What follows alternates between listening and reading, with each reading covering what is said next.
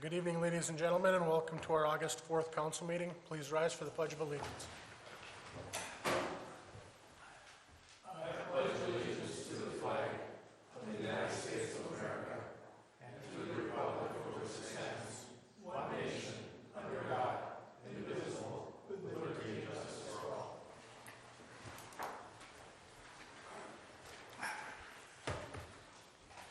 Okay, roll call. Mr. Oja. Here. Mr. Menegini. Here. Dr. Hayes. Here. Mr. Gottstein. Here. Mr. Ball. Yep. Before we enter into our regular meeting this evening, we're going to be having a committee meeting of the whole to discuss ordinance. This is a first reading, first discussion on Ordinance 412. This is an ordinance to regulate the orderly operation of trucks and vehicles of excess weight and size on public streets from the city of Norway. Simply put, the truck route ordinance. Mr. Anderson. Thank you, Mr. Mayor. Per some request from council and a number of complaints across the community, we put together an ordinance which deals with regulating the use of large commercial vehicles on our local streets. The use of the term local street is mainly Act 51 designation, and it is your neighborhood streets, not your major streets, which deal with your through traffic mostly from neighborhood to neighborhood. I did include a map with some exempted streets. Basically the ordinance is written to restrict on all streets and then exempt the streets that you pull out that are the major streets. Those would be your typical Main Street, Section Streets, Kimberly Road, Valley View, Boundary Line, Perney Lane, Lower Pine Creek Road, Scenic Drive, Upper Pine Creek Road, K Street, Stevenson. So you go through, there's a number of them, 9th Avenue, 10th Avenue. These are all areas that we looked at and do have pass-through truck traffic. The ordinance in detail talks about restricted class. That's vehicles, commercial vehicles with a gross vehicle weight of over 10,001 pounds, 8 feet in width or 45 feet in length. And it talks about the restricted routes, and it's pretty straightforward ordinance. This also does then include the parking of the same vehicle, because in order to get the vehicle to park in a local street, it has to transfer to the local street. Since this is first reading, I guess I'd just open it up to your questions or comments, suggestions as we move forward. In your write-up, you had included a number of possible vehicles that would be exempt from this. They're not written in the ordinance currently. Yes, the exempted vehicles within the ordinance under the restricted class, the exempted vehicles would be, vehicles such as your public utility vehicles, or recreational vehicles, vehicles carrying or designated to carry passengers. That would be your school bus, your buses. It does still exempt any size vehicle that's transporting radioactive or hazardous cargo. So it does have the exemption in it. But in the write-up, you had suggested we include exemptions for delivery vehicles. Like yes, delivery. Because talking with the police chief, an empty FedEx or UPS truck is the 10,000. So loaded, they're going to be over that weight. So we have to include that as an exemption. Now, my question for Jay on delivery vehicles are, when you're looking at definition of a delivery vehicle, the Reinhardt semis that deliver the food stuff to the schools or to Blackstone? I would think that you would look at its purpose. In other words, if its purpose is to deliver to a school, to a restaurant, to drop something off at the senior citizen center, that shouldn't be looked at and say, oh, you violated the rules because you're too big. And I don't know that you know how far you go with that. You had mentioned earlier maybe logs. If they're delivering logs to a site, maybe it is a delivery truck. Right. I think you want to make it broad enough to be, you're not writing out tickets all the time. Right, I just don't want to, if we say exempt delivery vehicles, well, every semi is delivering, so every semi would be exempted. Is there a legal definition of delivery vehicle? I think you'd want a local delivery, Okay. a local delivery, not running through town. The typical large delivery vehicle that you reference would be exempt based on the commercial streets. So, you know, we're basically talking about residential streets, the local streets. We do have FedEx and UPS that travel to those streets, but not some of the larger commercial carriers. You know, they would be typically going to your commercial areas. So your Main Street, your alleys on Main Street, your industrial area, those are all highlighted as exempt. One I was thinking was specifically was like a log truck, because there are people who do have firewood delivered via log truck. How would that fall? Would they need a special permit to have it? Because we're also talking about having a permitting for, if you're having a building project, you can get a permit or okay as part of that process to have the truck come in. Yeah, we recommend that when you have a project at your house, that's just part of the whole building permit process, zoning compliance permit process, which you're doing anyway. So, you know, that would be part of that process. It's not a separate process. We could do a similar activity for if you have you know, firewood delivered or something on that order, and the truck is going to be over.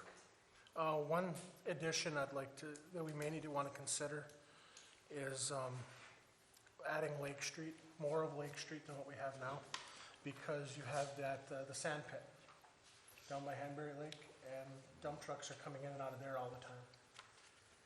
So we might want to include more of Lake than just, because right now you just have Lake from 7th and US, between 7th and US 2. We might want to include all of Lake or more of Lake. Would that be easier, like you said, I know the sand pit down there, would that be easier for the truckers, and maybe they would go out the other way? But then they're out there going out through Forest Drive area, which would be probably better for them.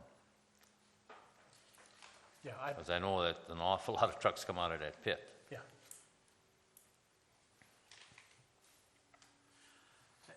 What are we gaining by putting this thing? There have been a lot of issues with, especially parking, overnight parking of semi cabs, just the trucks, and log trucks on the streets. There's been a lot of complaints, a lot of issues with that, especially when you're talking width of the streets and the noise. Well, can't we deal with that separate than this? To me, Jeremy, you're putting something out there again in the public that is just about impossible to enforce. We got our own trucks running up and down these alleys that are all over 10,000 pounds. I mean, sure, you're gonna make them exempt, well, then what are you gonna enforce and what are we proving? This is a recommendation from the police department for enforcement. From who? From the police department in order to enforce those complaints. This is the recommendation from the PD. But what are we gaining, Ray? I mean, I don't see like all we're doing is causing more chaos here. Now, that's the recommendation of the PD. That the only way to, if you're dealing with, and the recommendation doesn't include just the tractor part of the semi. If it's just the tractor, they're recommending that we that wouldn't fall under this. But if they come in with their trailer, that is where we get the complaints. You know, they take up half the block. The trucks starting at 3 a.m. Chains. You know, different. I agree with you, Ray, but I think it Noise. would be much easier to put something like that enforced than this. And we've got so many restrictions on here. Number one is, we're gonna have to go build or create a parking lot someplace. Where are we gonna do that? We don't have that in place. Well, we don't have that as part. That was just a suggestion of thinking about a park and ride location you know, if we put, in fact, we started looking at this a number of years ago, and that was something that had stalled this process, is that we didn't really have a good location. But again, to address your original complaint or concern, is that this is the recommendation from the police department in order to address those vehicles in the residential neighborhood. We did, or they did, check with the motor carrier, with the state, and the only way to effectively deal with the issue is to go by gross vehicle weight. And when you do go by gross vehicle weight, then you need to have this type of ordinance in order to deal with the exemptions as we've written. So the other complaint that this addresses is the one that was brought up a few meetings where we have trucks taking alternate routes through the neighborhoods. And so it was very clear to staff that we needed to have something put out for council consideration. One of the things, George, is I've had complaints on Kimberly Road traffic. Maybe because of the highway, there's this one trucking company that's coming through and they're turning on Saginaw Street instead of going all the way up to the highway. That's a separate issue, Lee. No, it I isn't. mean, here we're restricting the whole city limits here because you got a complaint on one street. It's I just, mean, to me, it's all better part of the off package. If we face the problems that we got, rather than put restrictions on everything in town. I mean, so you got a truck that's going off a side street someplace, please stop him while I'm lost. Well, what you gonna do, give the guy a ticket because he's lost? I got a lot of semis that turn down Section Street and then down the 6th, head back for the highway because they missed USA. Matter of fact, they took my street sign down twice. And there's You're gonna nothing, give there's them a nothing ticket wrong because with they're giving lost. somebody a warning if that's the case. But these trucks turning on Saginaw, going through a residential area, with Saginaw being such a narrow street, there's no reason for them to go there, because they don't like to go all the way up to the highway, because they gotta stop on a little hill to turn right on US 8, which gives them a lot more room to turn. You take a big truck with a trailer and you turn off Kimberly Road onto Saginaw Street, you'll see what I mean. And the residents don't like it in that area, and I don't blame them, because there's no reason for them to be taking the little shortcut. Well, why don't we put weight restrictions on Valley View Drive then? Not Valley View, but, Kimberly Road or Saginaw Street? right, Yeah, well, Kimberly Road. I don't think we can, because We can't, that's designated federal aid route, so it's actually Kimberly's a designated major as a truck. Well, if it's a designated federal route, then can we stop them from doing this? Well, sure, once they leave that designated route, It's when they turned on Saginaw, then they'd be in violation. There's been a number of complaints over the years in just different areas of town. And besides the complaints, it's also helping keep our roads together too. Keeping some of this heavy traffic off some of the side roads and putting in designated roads that can handle it. Yeah, but they're all the same, Chris. I mean, They're all the our same, streets are built the same, the weight restriction as anything else in town. Not all the streets, I mean, our major streets Well, are built differently than. Highway, and the highway's the only thing that are any different. I mean, Section Street's got a lot of traffic, but it ain't built any different than Iron or mine. well, Main Street, Railroad Avenue, reconstruction, the work we did around the industrial area, those are all Class A roads. Kimberly was built as Class A road. You know, so, anything that deals with the federal aid route, for sure, has to be dealt with Class A. Some of our MDOT projects, Walnut, that was Class A, built specs.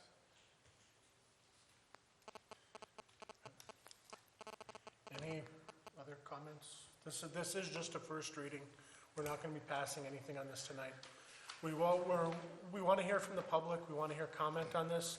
So if anybody has comments they want to get them to City Hall, let us know, or let the council know. We'll pass the comments on, and we can continue this Yeah. discussion. One other thing, Jeremy, Ray mentioned a couple times UPS and FedEx trucks. The Schwam truck should be exempt too, and that's probably heavier than both of them. Okay, yeah, that's so. I mean, they're all over town on, Yeah, yeah, I it's a didn't- delivery truck, but Yeah. you kept mentioning FedEx and UPS would be Right. exempt, so make sure Schwam is in there, if it's We're gonna necessary. need some kind of definition on delivery then, Right. Right, that's where so we Jay, start naming names. if Yeah. Jay can look into what can we do as a definition of delivery or local delivery truck or something along those lines. No problem. Any comments from the public? I have Come on a up. comment. I'm Jean Bradford, Travis Farm Road. I don't have a map of the streets or whatever, but Mr. Anderson, you said like Pine Creek, Upper Pine Creek, Lower Pine Creek, what was that comment? Yeah, Lower Pine Creek, through Perney Lane, or not, yeah, Perney Lane, Main Street, 16th Avenue, then through Lower Pine Creek Road. That's right now, it's a designated, Class A road, so. So would this be no trucks on that road or? No, what? this is, trucks- those are exempted Trucks from- are allowed on that road. Yeah, And they would continue to be Yeah. allowed? Yes. So if you had a cement truck make a delivery to a house in Norway, how would they get there? well, they would get there because they would, under the building permit and zoning compliance permit, they I would, mean, just, they would be exempted then through the They- permit They would process. have, when they're doing their permit for the zoning compliance permit, we would also give them an okay to have that truck come in. That'd be part of that permit, that they have to do anyway for their project. So that would, the okay to have the truck come in would be part of that. I agree with Mr. Ball that I think it's too restrictive and it should be done on an individual basis, is my comment. Okay, thank you. Is this concerning about the truck? Yes, I don't know what the addendum is. My name is Jim Delapia, I live on Maple Street. Maybe there should be addendum about these Jake breaks entering the city. They should be, signed eliminating the Jake break coming into the city with the noise. Yeah, the highway department doesn't allow us to put it on the US highway. Pardon me? The MDOT and the state police, that they won't allow us to restrict the Jake brakes on the US highway. Really? Yeah. Right. I've asked them many times about it. I see it posted in other cities. it's, I've asked them that, Jim, many, many times. it's some, many for some times. of them, it may be posted, but it's not necessarily enforceable. Okay, thank you. Okay, any other comments on the truck route ordinance? Okay, we're going into the regular meeting then, and like I said, if public has comment on this, please let us know. Well, we want to hear your comment, your feedback. Looking at approval of the minutes of the regular meeting of July 21st, 2014. Any additions or corrections?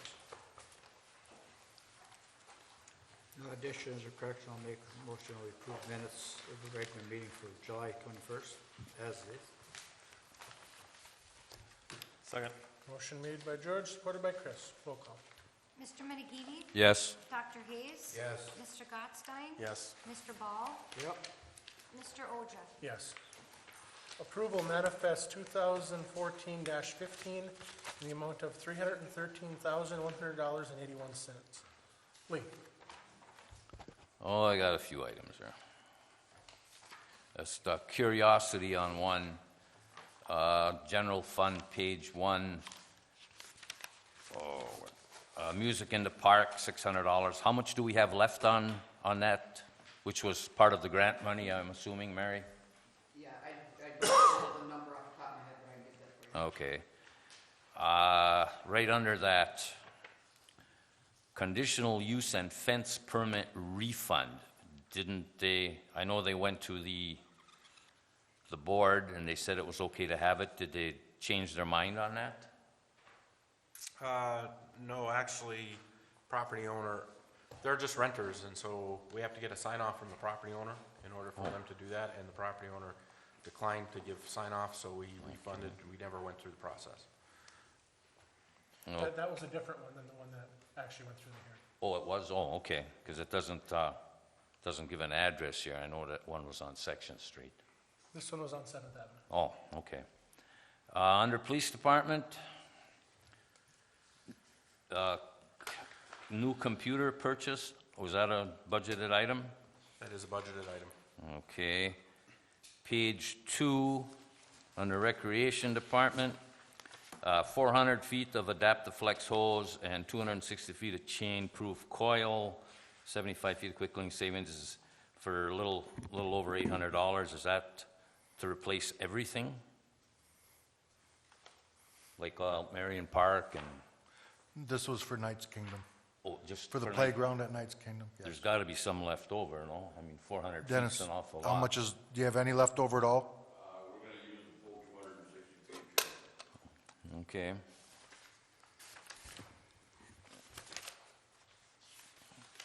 Page 4. Halfway down, electric utility. Wheel charger electric?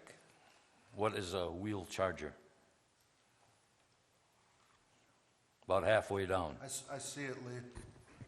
And I signed off on the bills, but I do not recall wheel charger. Let me check on that. This be a Let me- wheeled charger, like a battery jumper? Yeah, I'll pull the invoice and take a look at it. Find out and let me know And what try to that is for sure, understand what Joe. it is.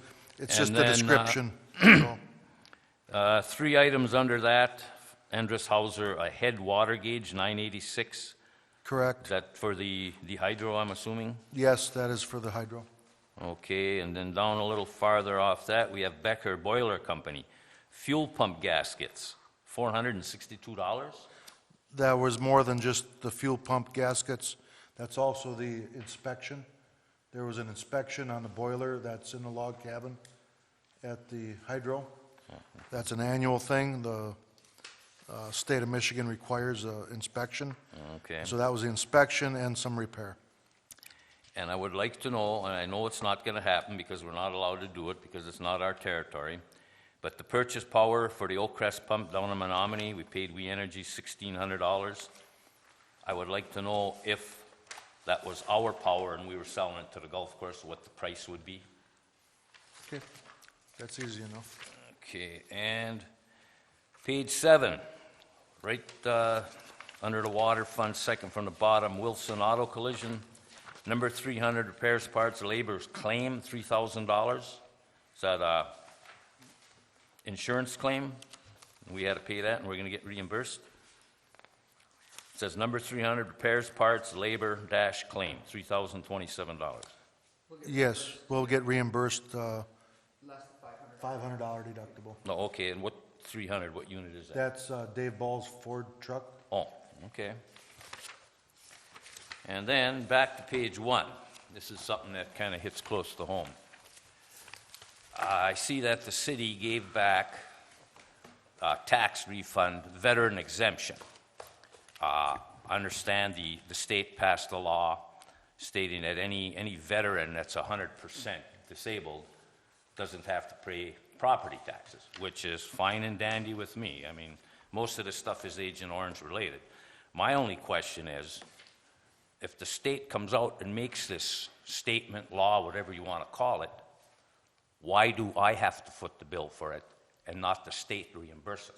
Because I just found out today the state is not reimbursing us for this. Nobody has an answer. And I don't think it's right. I mean, I have nothing against somebody that's getting this, nothing against them whatsoever. We've had that conversation a number of times with our legislators, and there's actually a bill that was put in place in the House, but it didn't get passed out of committee. So there was a movement to have that reimbursement, but it didn't make it out. So I don't know if that's something that's gonna come this fall. There's a lot of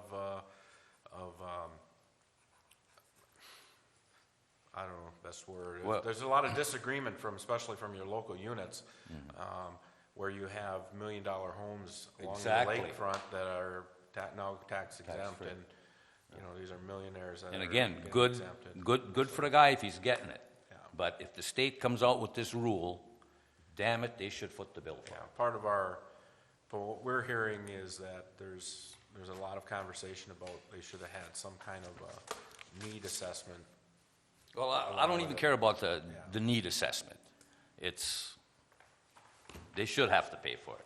The state should have to reimburse. It's an unfunded mandate, is what It is, and, you know, hopefully when they get back this fall, Any idea how much it they'll, costs? they'll put that in place. So far, it's only cost the city about $2,000.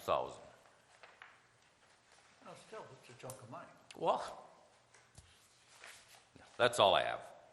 Dr. Hayes. George. Yeah, I got a few in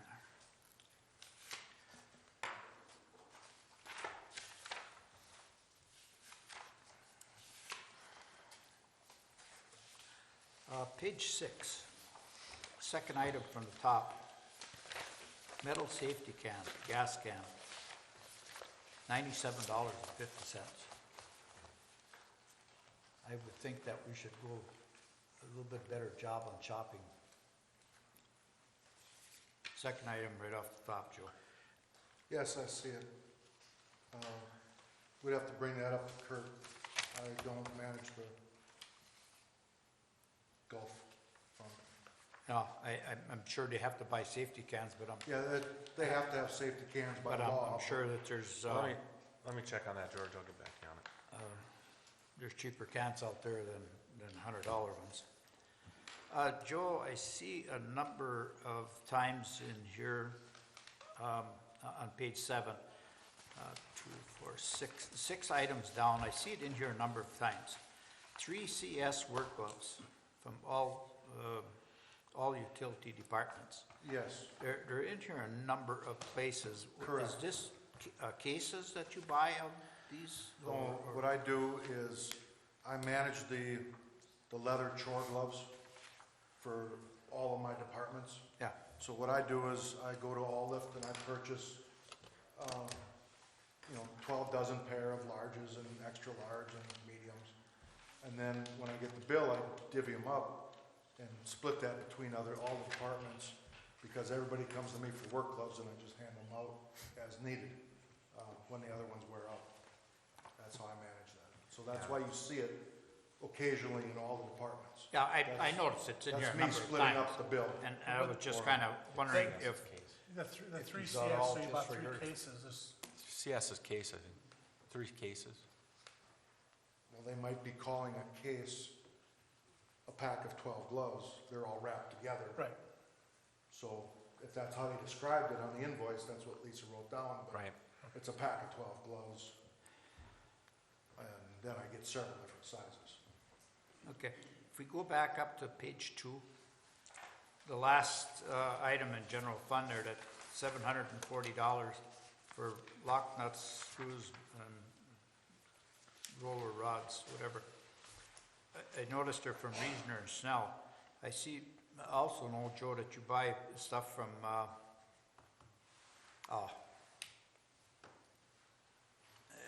Roy, the Roy. little fella. Yeah.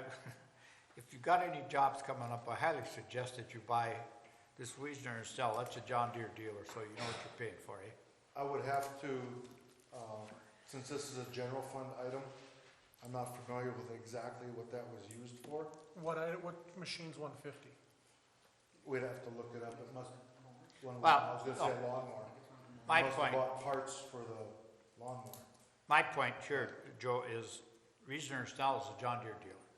Correct. I'm sure you're not getting them for a dime a dozen. No. So if you're buying bolts and nuts and you know the quality you need them, to buy from Roy, there, the little short fella, I'm sure you get a much, much better price. And I mean, the guys that purchase this stuff should be aware of it. I can't answer why they were purchased from there. I don't know, but I will ask and find out. I mean, If even there was a if specific reason, even if they're special bolts. yeah, and I if there mean, wasn't, well, they can get special ones. Well, absolutely, Yeah. that's my So- point. Yeah, That's all I have. so I will check on it and I'll get you an answer as to Rick's reasoning why he would have purchased from Reasoner Snow. Chris? All my questions were asked and answered. The only one I had, and it shows up in a lot of places, and it's an annual fee, a PCORI annual fee. I don't remember seeing that before.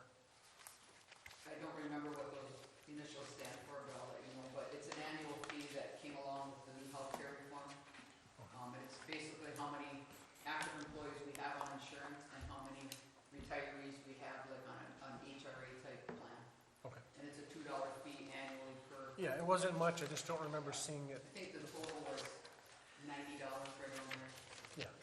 It's an annual fee, but it's new. It's the first year we got to pay it. That's all the questions I have. Does anyone from the audience have any questions on the manifest?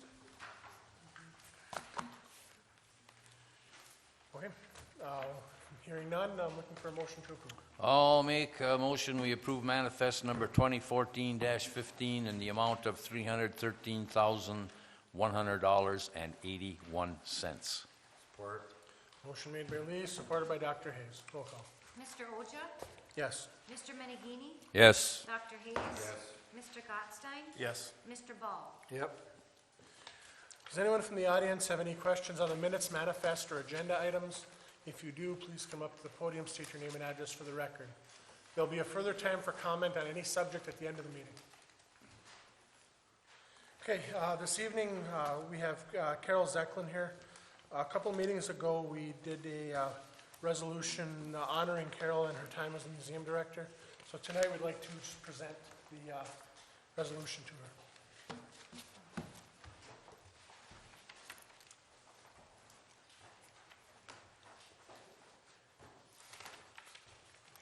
On behalf of the city, I'd like to thank you for your time as museum director. Just a second, John.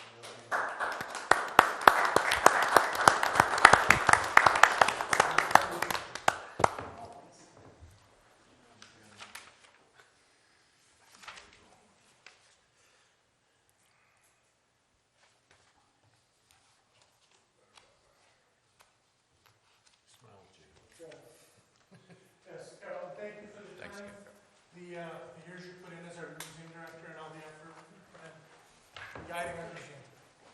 They were good 5 years, and I thank you for the privilege and for all the good things that we've done. And the city helped with a lot of our projects, and we're very grateful. So, thank you. Thank you. And they got the farmhouse done under your watch, which was a big thing. One of the That's right. One of the big projects. Yes, and we have a road grader and a sawmill. Yeah. Big things. Yes, So, thank you. thank you.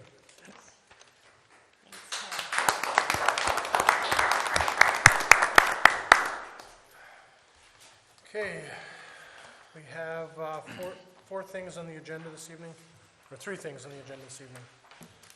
The first one is approval, professional engineering services, 14th Avenue, storm sewer design and parcel survey. Mr. Anderson. Thank you, Mr. Mayor. This is an issue, a stormwater issue up on 14th Avenue that actually travels down a hillside off the 14th Avenue and ends up into some backyards and along Lakeside Drive. We've looked at it a number of times. It really needs to have a reconstructed storm in the area, and so we requested Coleman Engineering to give us a proposal for putting that design together so we could go in with our crew and put that storm in place. We also, at the same time, looked at and noticed that under the property maps that there's some unusual lot layouts in the area, and in talking with the resident in that area, he would consider doing a property swap because of the way that the lot was laid out and the way that the right-of-way is configured, that it would make sense to do a swap. We show a map within your packet of that swap. That was an additional cost for the surveying, for the work to get the legals together on that. The proposal from Coleman is for $9,500 for the storm design and $8,000 for the parcel survey, so the total not to exceed is $17,500.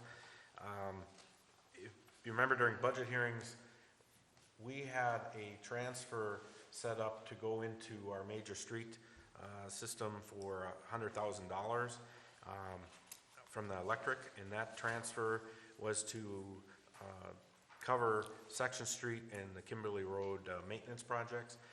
That project came in well under budget at $67,345. So we're recommending that we use part of that transfer to handle this project.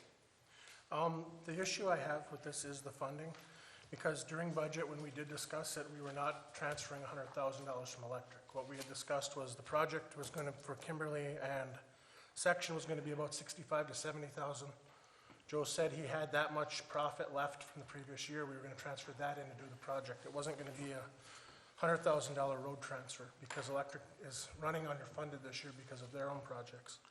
So there isn't the $23,000 available, because it wasn't ever the intent. The intent was to cover the two, cover Section and Kimberly. So we don't have that. That wasn't the intent for the transfers. Well, I don't remember on that part of it, Jeremy, but, I mean, this is a big issue, and the people concerned with this they've been very patient, because I was up there after the last big storm we had, and that's a mess. Something has to be done about it. My question is, and I have two of them. One, how much will this total project cost to do? Forget about the engineering. Do we have a rough estimate as to what it would actually cost to put this storm sewer system in? Well, as part of the design, we would get a material cost, for the project. At this point, we don't really have an idea what the material is going to look like, because we're looking at a catch basin. Joe, did you guys talk about that at all?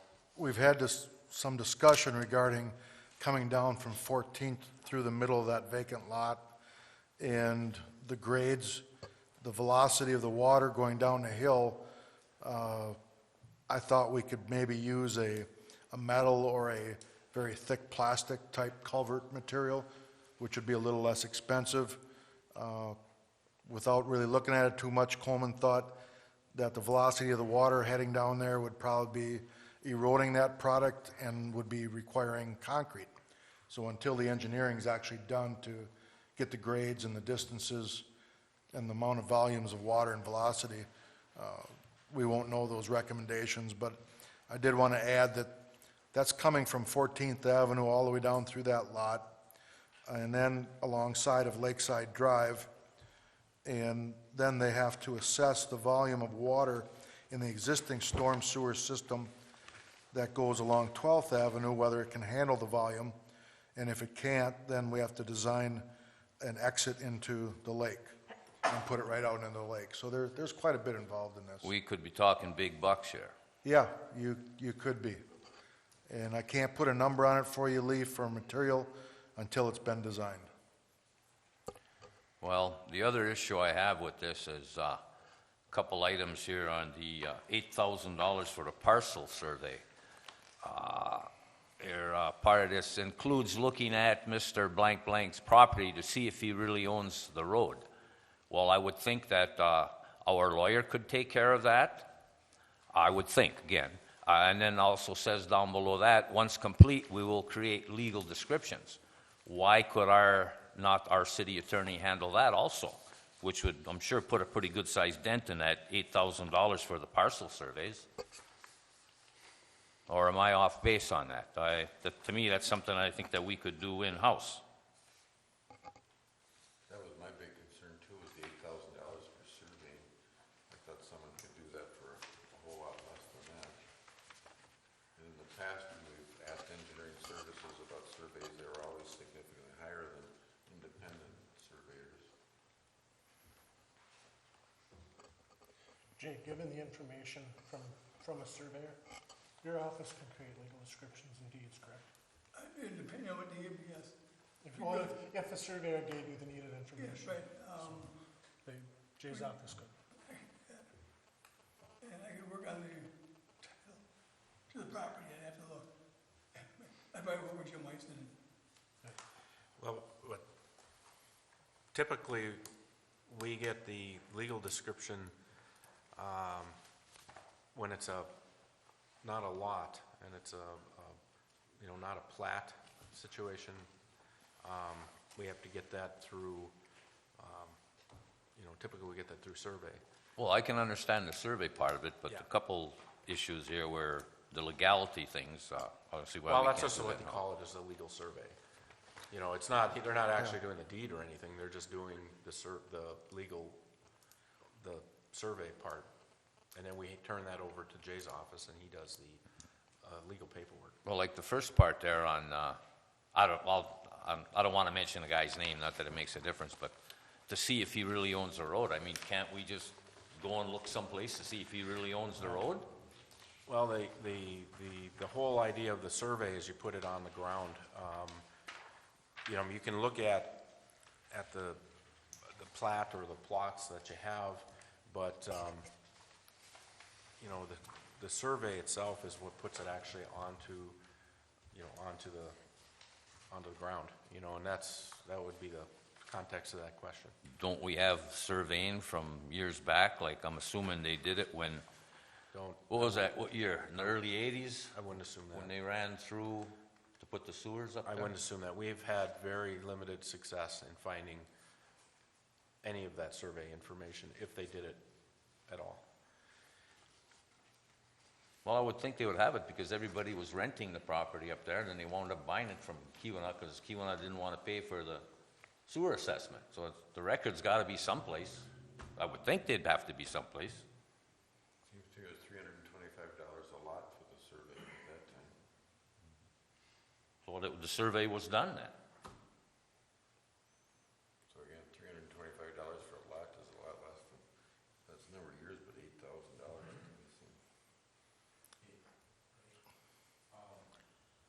I was around when that Keweenaw thing was going on, so I don't know exactly where this is. You want to step up here so we can hear you, Bruce, and the public can catch you too? If I could just interject, I hope it's okay. But that Keweenaw land thing was going on when we did that big sewer project back in the 80s. And I guess not knowing specifically what you're looking at here, you know, there could have been a deed prepared based on something, some kind of survey. The question is, you know, what points were put in the ground and can you find them? There's probably a legal description for some person's lot to start with. But the problem can come in as to, okay, where is that out in the field, that legal description? Now, I'm sure if Coleman or any surveyor is doing that survey, the first thing they're gonna do is look for existing points. I don't know how they came up with the $8,000. I don't comment on that. But if the points are there, if they find them based on whatever data they have, then you know where you are on the ground.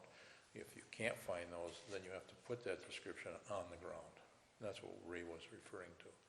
Now, I know nothing about what's involved with that, how much that might take, but that's the process, Okay, so. thank you.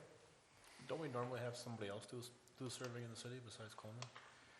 Yeah, we have some other surveyors that we, Is it worth looking into them and seeing, getting a price on this little project? I mean, if it's significantly different?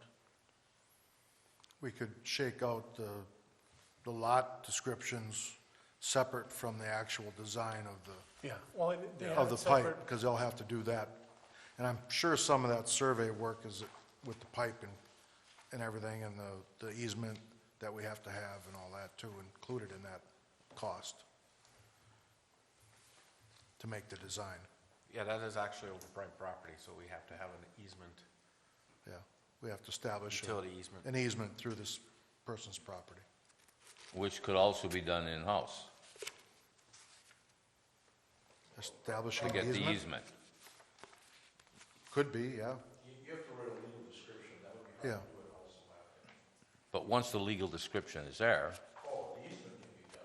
yeah. The easements. Yeah, that's what I The meant. easement will be done in. That's usually what happens, usually the surveyor writes the description, and then the city's legal department or lawyer does the actual easement.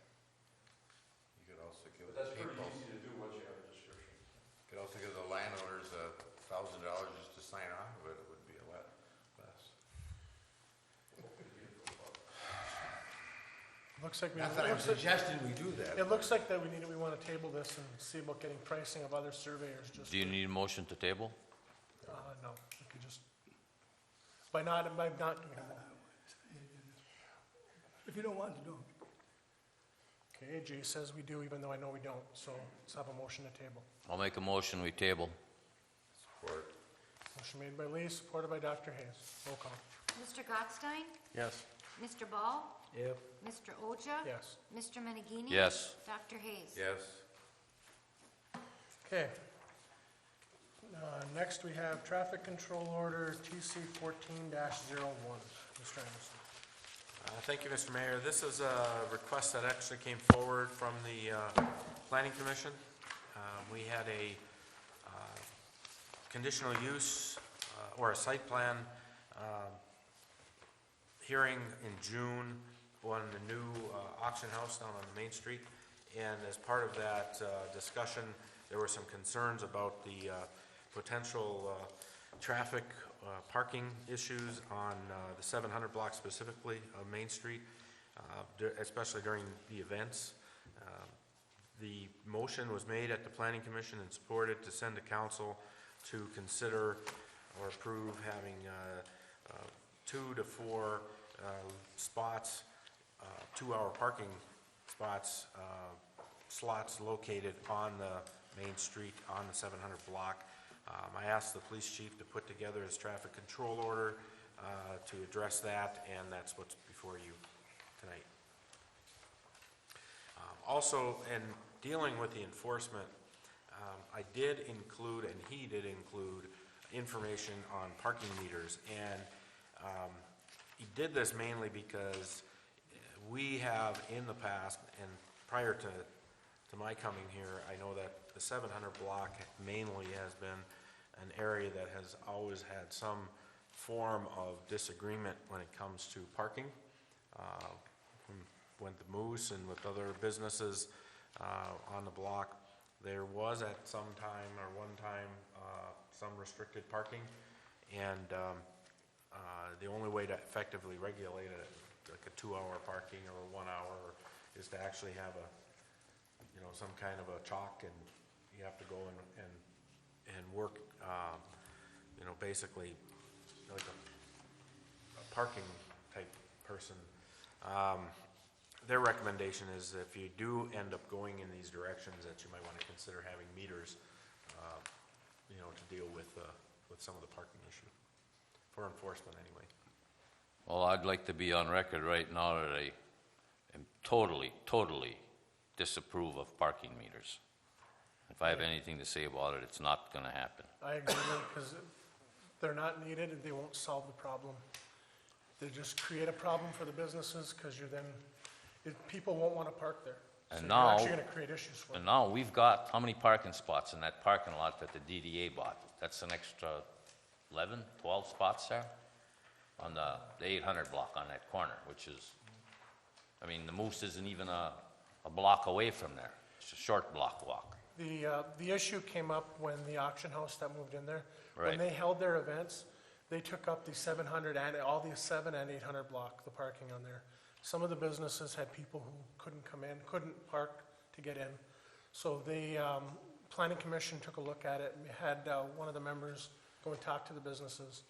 And they're looking at it, this was their recommendation, was the 2-hour parking. Personally, I don't think we even need that. They dealt with this issue when the Moose was there, it was the same issue. I think we thank the Planning Commission for looking and making a recommendation, but my opinion is not do it. Just, I don't think it's needed. Especially for how sporadically the auction house is planning to run their events. And as often as they have it, Jeremy, maybe once a month, possibly, Their plan was once to twice a month in the cold months, maybe and 90% of the time to have it on Saturday on Saturdays. afternoon. And wintertime, Saturday morning, there's not much traffic anyplace. I tend to agree with Jeremy. What's everybody else's? Well, we can, like it says here, a recommendation to just be tabled until we can have further discussions on this issue or possible solutions, so we can. I don't know that we even need a table. Personally, I would be willing to just decline it myself. I don't know where the rest. Well, this does come up with the planning commission, and we did talk to the businesses and that. So what the businesses had requested was there was some kind of time limit put on, even if it was just a couple spaces, to keep their customers coming into the businesses. And planning commission thought that just having, some signage for 2-hour parking spaces was a good compromise. It wasn't affecting all the parking spaces, but was still able to give, the businesses a potential place for their customers. Now, to the park. signage issue sounds good, because I think that's in front of Blackstone there, where they got a They have a 10-minute or 15-minute Correct. parking, or just for those 2 slots. Yep. Somebody wants to whip in and get a quick pizza or pick up their pizza and leave. If you're gonna put a signage over it, then it should be put on the building.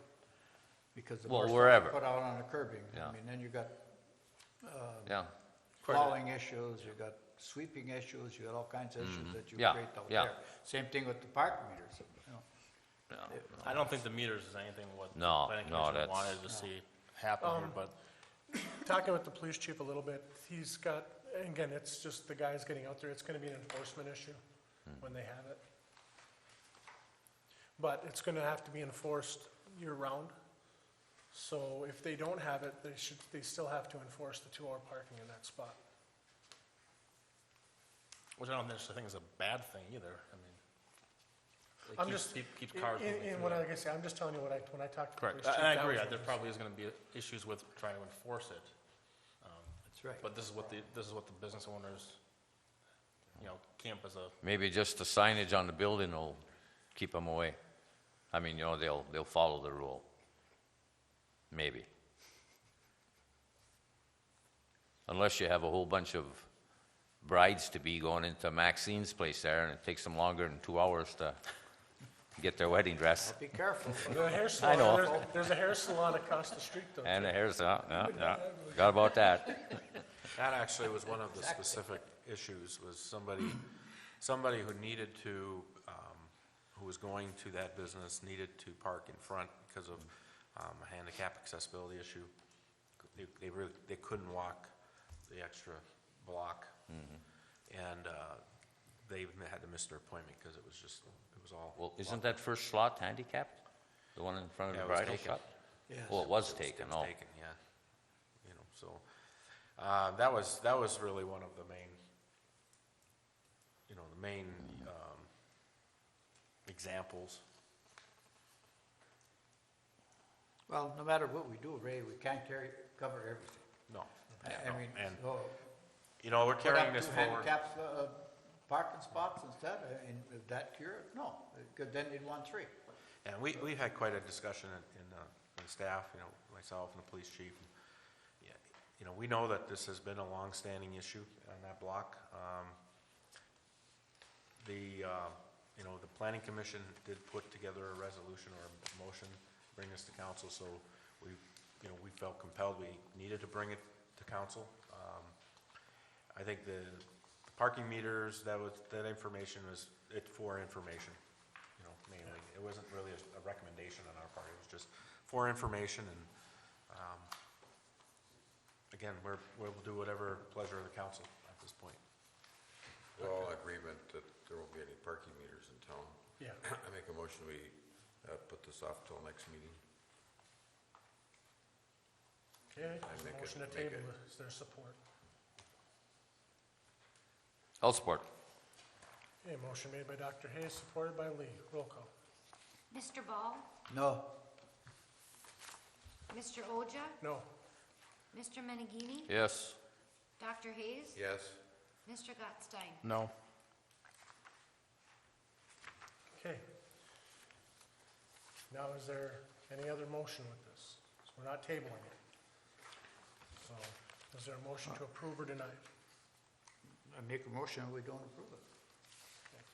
Ordinance TC 14-01. I'll support that. Roll call. Mr. Oja? Yes. Mr. Menegini? No. Dr. Hayes? No? Mr. Gottstein? Yes. Mr. Ball? Yes. Okay. It has been a decline. We would like to thank the planning commission for putting the time in and looking at this and coming up with a recommendation. Last thing on the agenda, Mead and Hunt engineering amendment for wastewater treatment plant. Mr. Anderson. Thank you, Mr. Mayor. We are definitely at the tail end of our engineering on On the wastewater project, as part of our final reviews, there were a couple of scope items that we felt we needed to address, especially through a rural development review. And Bruce Hawkinson from Mead and Hunt's here. He can go through the scope work item and the engineering amendment. Thanks, Ray. I'm assuming everybody got this in their packet. I took quite a bit of time to try to put together enough words there so it was as clear as possible as to how this came about, what each of these are. And I'll just make a few general comments and then see if you have any specific questions about any of them. These were all things that have developed over a period of time by the city. The scope of this project, it was put together over a long period of time as we were attempting to get funding, and it was finalized kind of in 09 and 10. And a few of these things just maybe were overlooked by the operator when he was having his input. Some are pretty minor. So they came up over time as we were discussing the scope of the project. A couple of them specifically, and that would apply to probably number 1, number 2, number 3, and number 4 also. Number 4, the generator was just a condition that changed with the DEQ requirements. That's how that thing got on the table. The composting system, number 5, and 6 and 7, which are kind of tied together as security issues. The composting thing merits just a couple comments. That was actually discussed early on. It was something the city had been looking at, and I think I've explained in there the reasons for that. But it was a big ticket item. Originally, it was estimated at about $500,000. And at the time, we had not gotten well along into the design, so we had not been able to do a detailed cost estimate for the scope of work we had.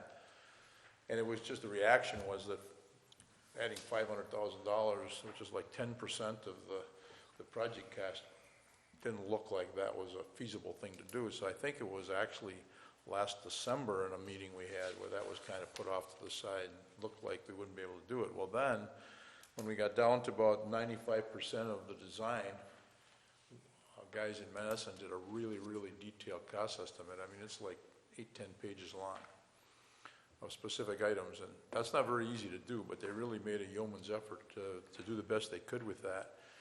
And lo and behold, the estimated cost was like $500 and some thousand less than what a line item we had in the funding application, because that dartboard, when we did that cost, was very large.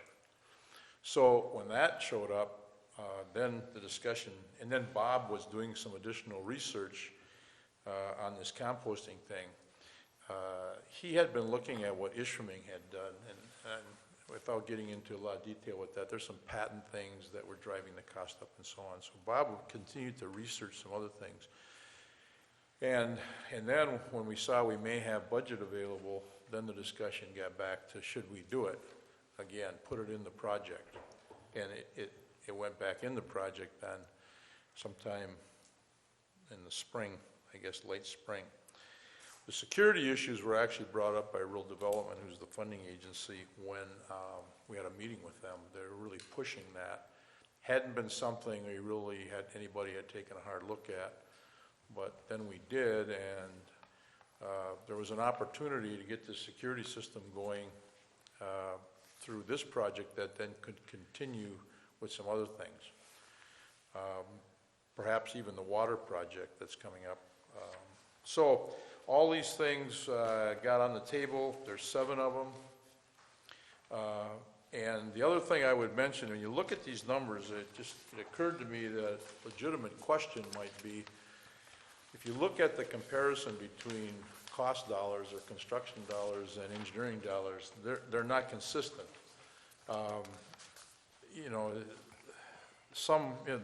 I actually looked, they range from a low of 7.5% of total cost to 24.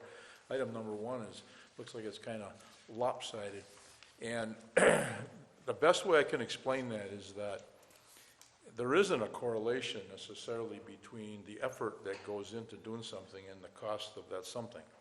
It's kind of like, if, the best thing I could think of was like if you were gonna replace the alternator on your car, it might cost you $150 and it'd take an hour to do it, but if you had to replace a $30 part deep inside the engine, it could take all day to change it. So there are things that have to happen for everything you do, and our guys, actually, I don't have it with me, but I have a spreadsheet that they use for each one of these where they put together an estimate of time with various categories of folks to do what we had to do with each of these.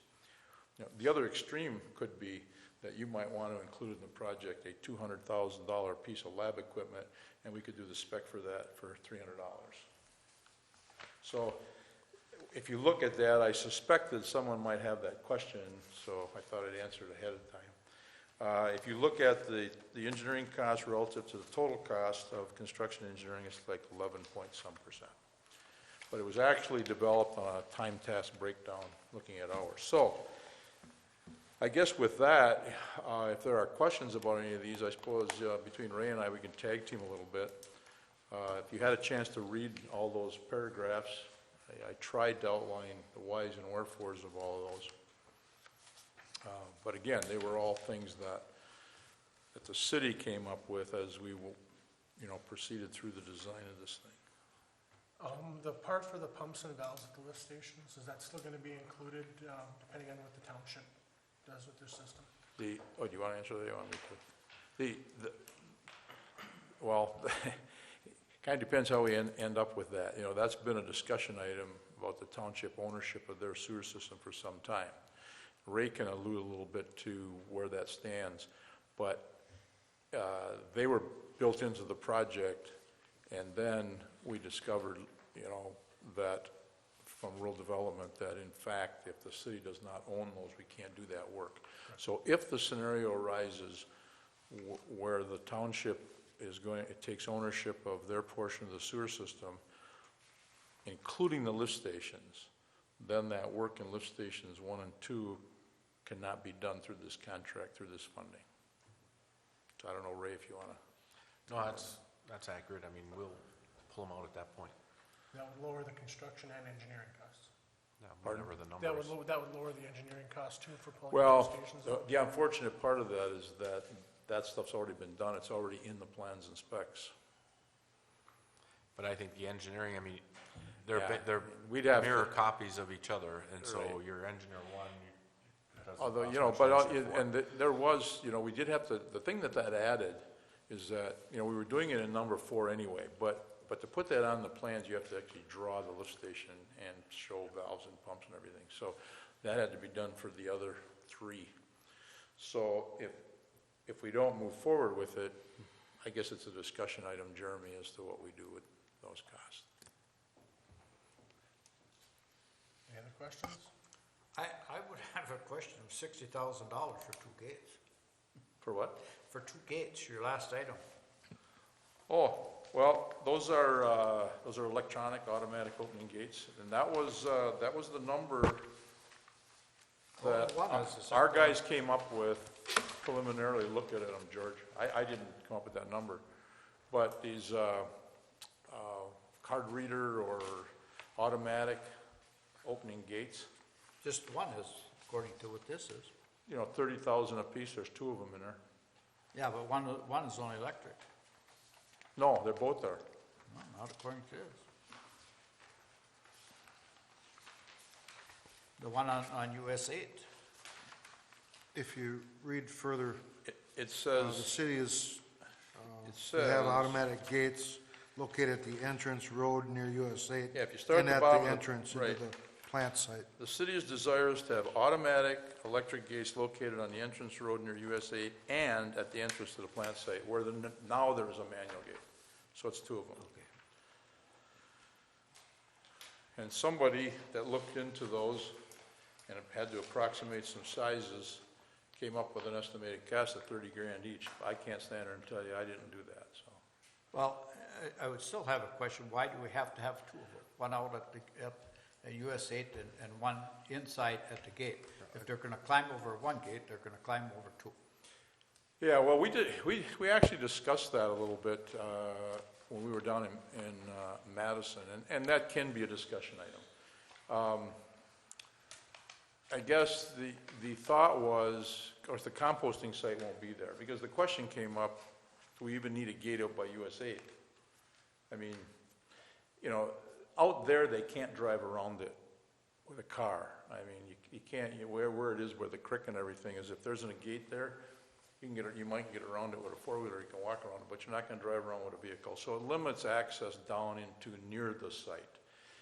And then the thought was that, I guess in lieu of keeping the manual gate there, there'd be another automatic gate, so foot traffic coming from wherever, or a four-wheeler coming from the other way or something, because now they leave that gate open all the time, okay? And if they had a gate at US 8, they may leave that electric gate open, sometime they may not. But I think it could be discussed whether there really is a need for two or not. That's what we came up with when it was preliminary discussion. Well, with that gate at US 8, don't we have a walking trail inside that gate? It would be on the outside. Okay, so It'd be we to the would north still of have that. access to the trail, Yeah. the improved trail that we. Yeah, you can walk around it. Yeah. The main emphasis from a security standpoint, from a safety standpoint, is that if you leave the gate open at the plant, that we take the worst case scenario, a child is wandering around, we have open clarifiers.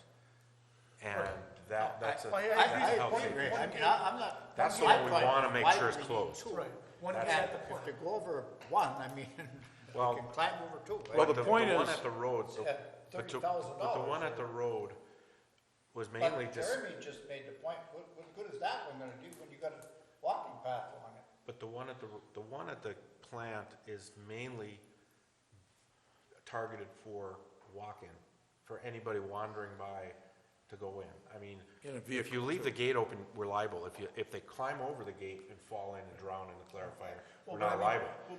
You know, I mean, you have it signed and everything. Out at the road, the reason that we even brought that up was because we are moving the compost site, and their fear is that that's still gonna be used for fly-by dumping. And so, we'd like to keep that closed so that vehicle traffic, not pedestrian traffic, not four-wheelers, but vehicles aren't gonna come off the highway, go down where you can't see them, and then just I think dump their we stuff. can handle that with just putting a fence. Going past the plant gate, we can fence it up. And that's a lot cheaper to do that. What's that, what were you? Going past the plant gate to keep people from going down to dump after we move the compost Oh, site. that's what you. Fence it off there, and that'll keep vehicles out. I kind of agree with George. One at the plant, yes, we need the one. One at the road, I don't know that we need that one. Well, Yeah, the whole idea of having an actuated gate is for the employees, you know, to be able to access back and forth. They're coming and going on a regular basis, that it's just quicker, it's more efficient. Same as up at the front of the road. If you don't put the same type of access, then, you know, you have the same issue. I suppose that during work hours, you leave it open, they would be responsible for making sure that they kind of monitor people wandering down there, you know, vehicles, not people. I think having the automatic gate that is always closed unless it's being used at the plant site needs to be done. Yeah. Regardless. Yeah. Okay? And I think the one at the highway is certainly debatable. I mean, Yeah, it's I guess the thought was that, you know, someone could drive down that road thinking that the compost is there and finds it's not there and dump their brush anywhere or throw stuff. That was the thought. But is it absolutely needed? I don't know, because you won't know if that's a problem until after the fact. But if it becomes a problem, we can put up a piece of fence across it, past the You gate. could do that, past the plant gate. but there's a lot of room between the highway and the plant for people to do whatever. We have a gate there now, we just leave it open. So, I mean, we don't even have to have it there. If we're not gonna actuate it, I would just use the one Do we we have. have to have an access, that trail ends there, that walkway trail ends there, right? Doesn't go anyplace anyhow. Right. Can we put the fence completely across that road and over beyond the trail into the woods area, or? Well, our property ends past the trail.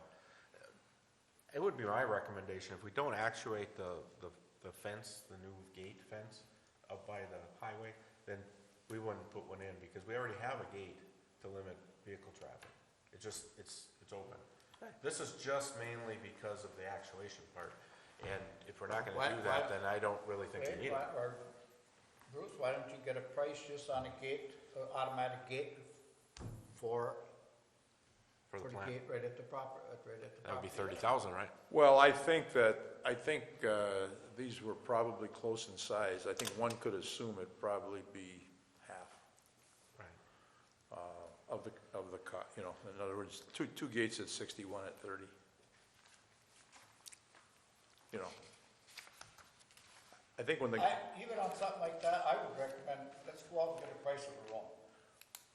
well, we don't, And have it done. we have to look at, we can't, you know, you don't take bid costs for those at this point. I mean, the guys did a preliminary estimate with some basic data, and I'm pretty sure they got an estimated cost of about 30,000 a gate. So it isn't, I mean, if I were doing this, it doesn't have to be exact right now. We're gonna bid this project. That would be, the It's gonna actual, get bid, actual it's not- price would be part You of know, it. so we don't have to, we're not locking into construction costs. You know, whatever is specified and whatever length and whatever technology's in that gate, I mean, that's gonna be part of the bid package that contractor's gonna provide a price for, so. What's, At the this rest- point, we don't what's the have other to be any council's closer opinion than on that, Well, George. One question here, it says estimated construction cost $50,000, estimated construction cost $9,000. I would assume that that's a typo, that one of those is the, Item 7. Yeah. It says construction twice instead of Oh. construction and engineering. so I would assume that. Good catch. The smaller number is the Engineering. engineering. Yes, it is. So why does it take $9,000 to say, put the gate there? Well, it's a little more than saying put the gate there. We've got to research these things and come up with a specification for these things, and besides having it on a site. If you want, I can relate to you the cost estimate that our guys put together for all the people and what has to be done. It is a little more than just saying put the gate there. There's more to it than that. As a matter of fact, I'd make a suggestion that we leave the gate out completely. one of them, Ourselves. one of them. Leave number 8 out, or 7 out altogether. Well, the only thing is, George, you're not going to get it funded with the project funding if it's not in the project. I'm sure we can afford to build our own gate and put it in there, Bruce. That's up to you guys. I got the one big question, I guess, plus a bunch of other statements here. The actual cost of this, if we go through it, I mean, it's just an estimate. We're talking another $732,000. It's 723 if you add the construction cost and the engineering. Okay, and then, It's 649 for the construction. okay, He but was then talking 74 for the engineering. The total engineering contract. Is 74. Oh, the total engineering contract. That's on the front. 32 is the total after the amendment. Okay, and The I amendment's 74. have issues with 3 of these. I think somebody dropped the ball on them. They were an oversight where they're trying to be added in here. If you want to go through them one by one, I'll be more than happy to. Go ahead. One of the other items was a DEQ change, which I can understand. 2 of these, as far as I'm concerned, are not necessary at all.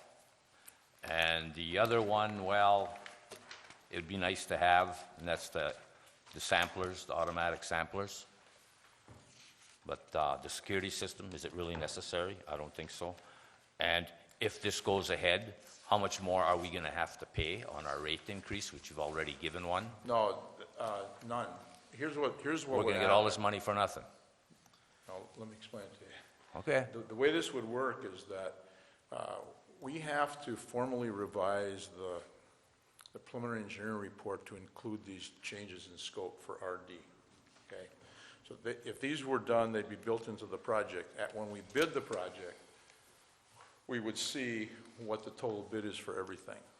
And if that was over the funded amount, the budgeted amount, then the city would look at everything in the project, not just this, but everything, and decide on priorities as to what was going to end up being done and what wasn't. There's not, it wasn't the intent that this would be added on to the current funded cost, and therefore it any impact on the rates.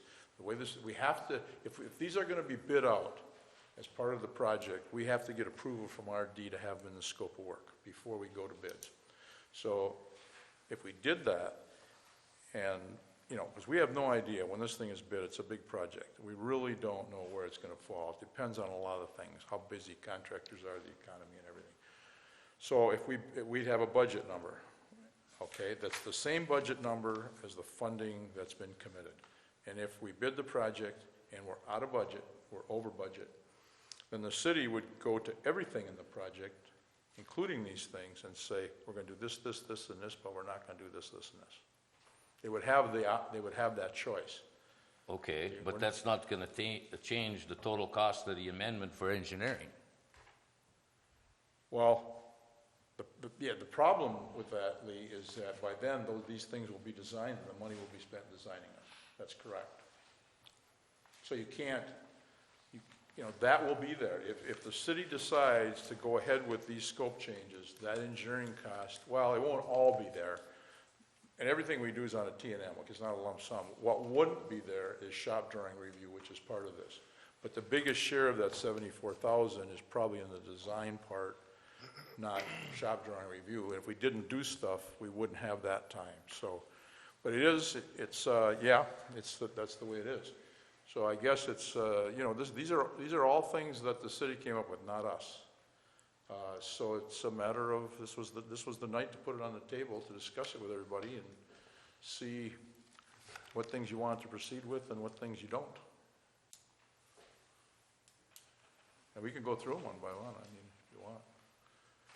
I don't know, you alluded to a couple things. Well, but I don't know. number one was an oversight, no ifs, ands, or buts about it.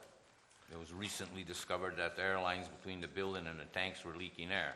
Sorry, that didn't happen overnight. I think that happened, I think they really discovered that. Replaced pumps and valves at lift stations 1, 2, and 3. That didn't happen overnight. What's the third one here? DEQ changed one. No, excuse me, 2 were an oversight, not 3. My mistake. It should have been caught earlier. You're not That's what I'm referring saying. to, it's an oversight on our part. An oversight on somebody's part, Bruce. I don't want to point any fingers, but this stuff should have been caught.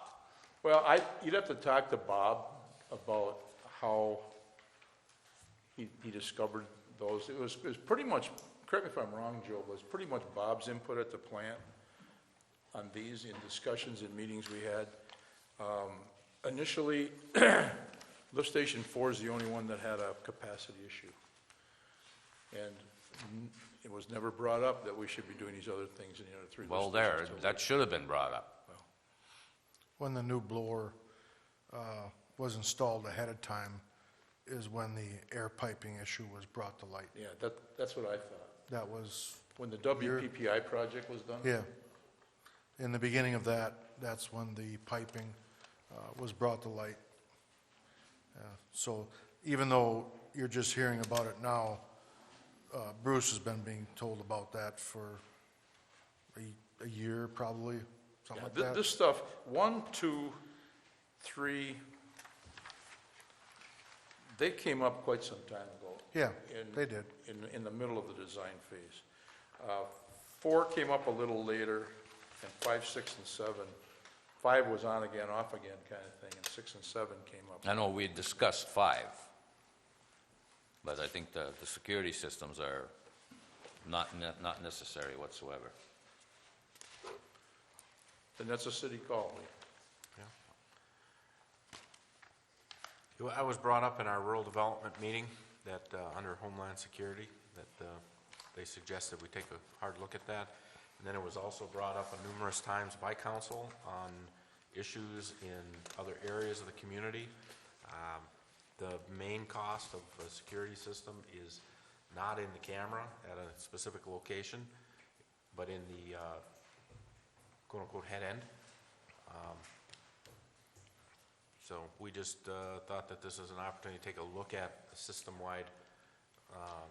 And I realize this could be tied in with even putting a camera on the DPW down here, right?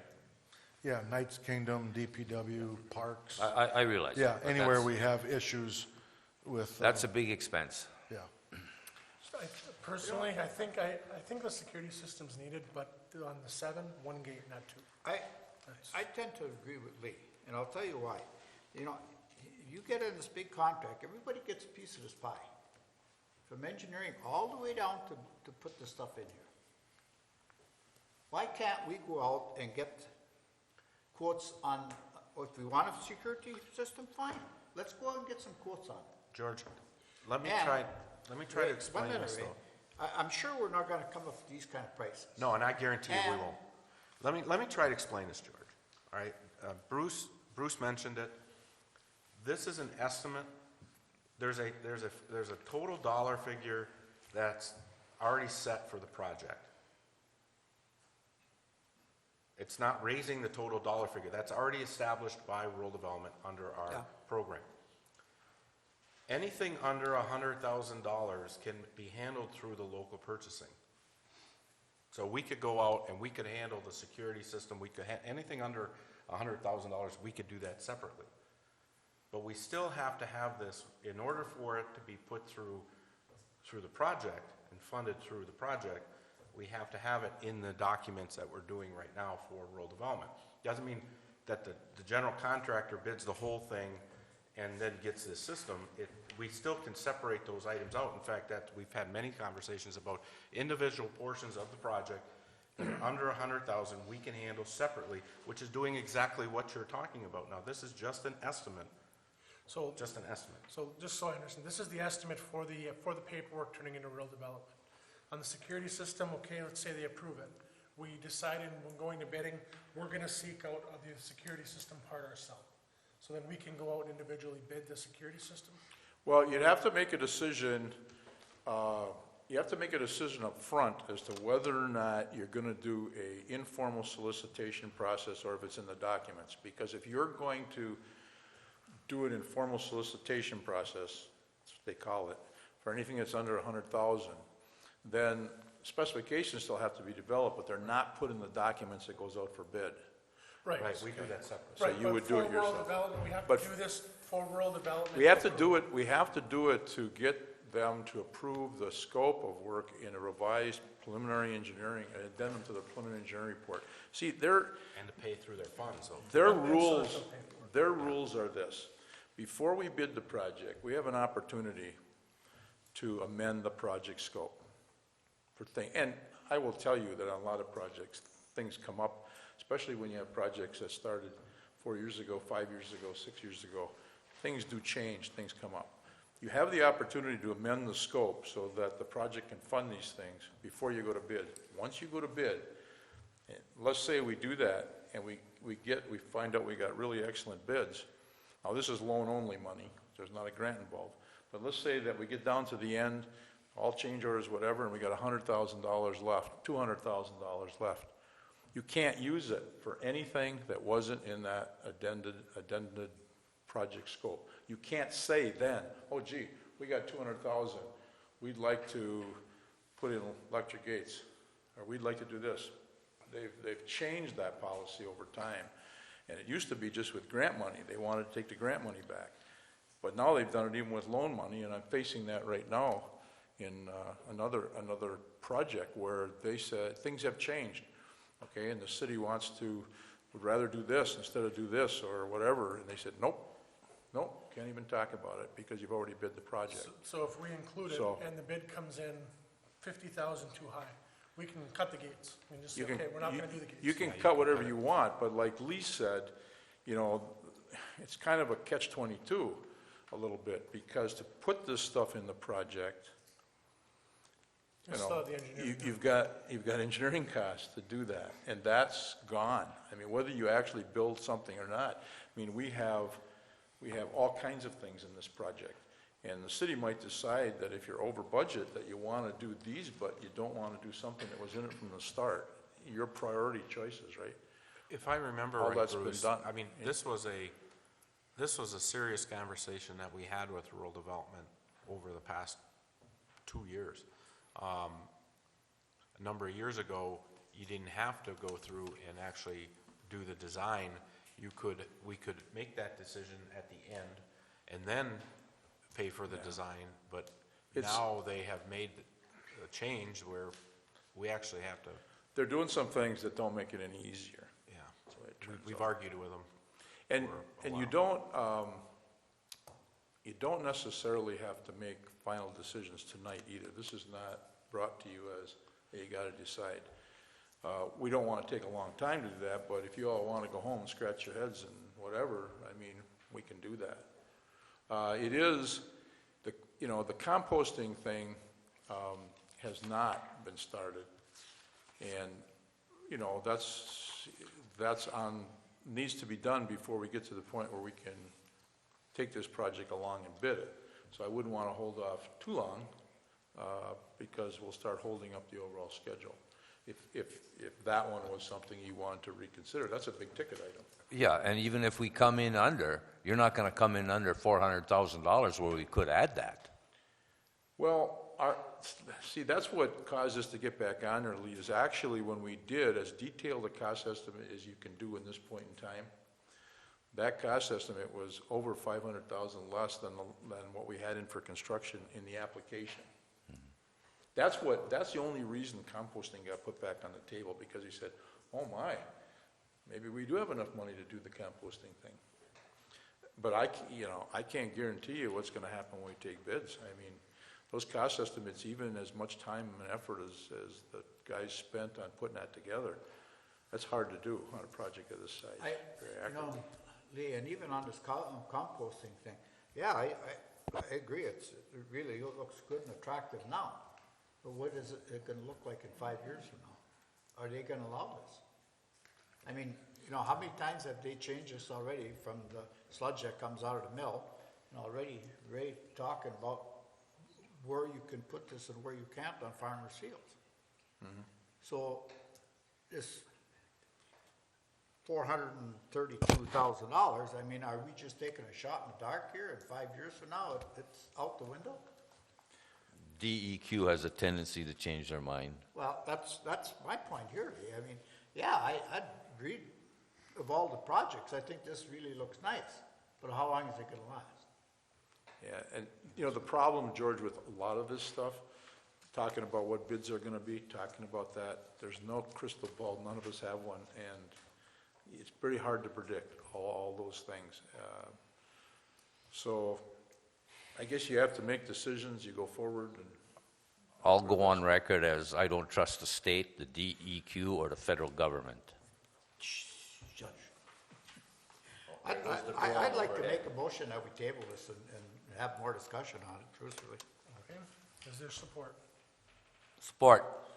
Motion made by George, supported by Lee to table. Chris, you haven't said a word here. Speak up. Is there any other discussion? Chris, do you want to add anything now? Dr. Hayes? Okay, roll call. Mr. Menegini? Yes. Dr. Hayes? Yes. Mr. Gottstein? Yes. Mr. Ball? Yep. Mr. Ogier? Yes. Okay, thanks. I would just say that I don't know what policies you folks have, but if you could do this and you wanted to have some kind of working meeting, I don't know how you handle that, to just sit around and discuss these items, I'd certainly be willing to do that with you. But if you have any questions that didn't get answered tonight about any of this stuff, make sure you let me know. Thank you. And that's our business this evening.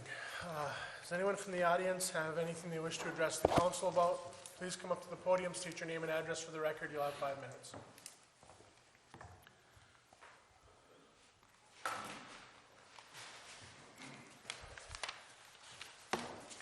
My name is Jim Delapiazza. I live at 810 Maple Street.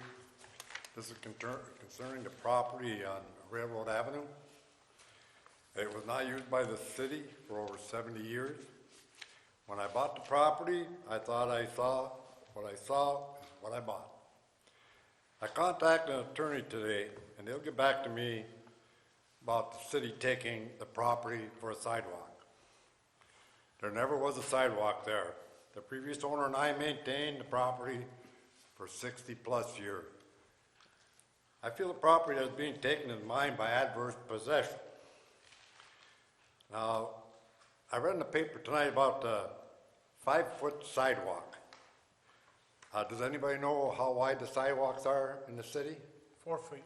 Most of them are 4 feet. 4 But feet? the new standard on all construction sidewalk, especially for ADA rules and state rules, is 5 feet. Yeah, But well, most of them are 4. I'm looking at, on Maple Street and down, Railroad Avenue, they look like about 3 feet wide. There's growth in from the sides. The Yeah, well, sidewalks are I'm 4 talking feet. about the side. But if MDOT is giving a, 1 foot, where are you picking up the other foot for the 5 foot? The 5 is coming from, they would be on the right-of-way side, the street side. Okay. Now, we're talking about the sidewalk that you guys are putting in from Maple Street to Walnut. Now, previously, the city never wanted to put a sidewalk there. And the reason is, nobody lives there. Mine is the last house, and if it's this deal of going to school, nobody's going down Railroad Avenue, they're going the wrong way. So Maple Street to Walnut, there's nobody lives there. The house behind me doesn't even have a sidewalk going up Walnut. There's none from Railroad to 8th Avenue. Those weren't part of that project. That Safe Routes to Schools project was on the other side of US 2, closer to the school. That was But- 2nd, 4th, Walnut, and Section. Yeah. Well, I want to know how the city can, after 70-plus years, take the property. They have, as far as I'm concerned, they abandoned it. And the previous owner and myself maintained that property. There's only a 15-year limit. Is that true? Yes. So it's been over 70 years. I moved there in 1940 and came back. So the city's taking my property for no reason. There's no reason to put that sidewalk there, and it should be eliminated from Walnut to Maple. Nobody's gonna use it. And if it's a walking trail, let them use the walking trail. They're tearing up my entire yard. I feel that property is mine, and if you wanna take it, compensate me for my loss. The road right-of-way has always been there. That's still part of the road right-of-way. Well, if the city's an entity, and I don't know because I don't know the legal beagle end of it, but I lost a suit like that, and I will find out. If you're taking my property, I want to put back the way it was. Seeded and grass. And I'll find out. And you can, your attorney should find out if they can take my property. And if they can't take my property, I want that project stopped. Thank you. Thank you. Does anyone else wish to address the council?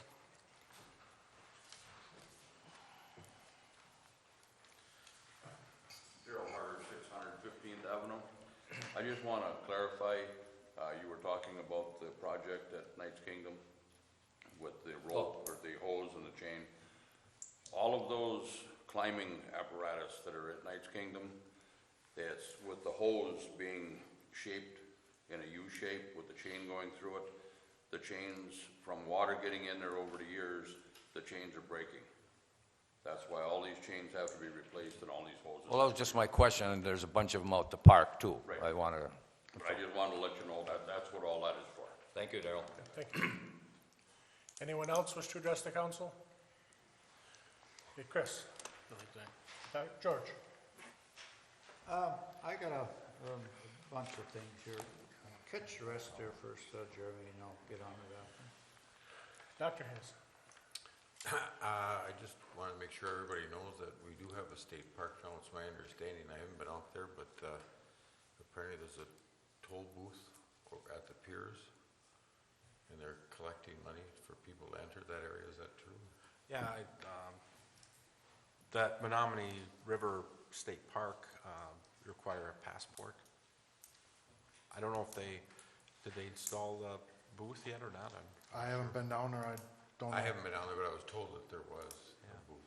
I know they were going to put a booth with an information kind of kiosk there and have somebody stationed there during the summer. There is a booth out there.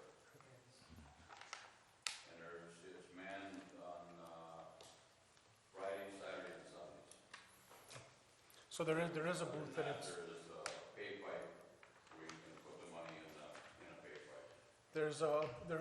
so the public can hear, there is a booth out at Pierce Gorge and it's manned Friday, Saturday and Sunday. Otherwise, there's a pay pipe too. So if you have a state park sticker on your vehicle, then you can go in and out? Yes. Okay. Otherwise, it's $5. It's $11 for residents, but you get the sticker for the year, and then it's for non-residents, it's $9 a day.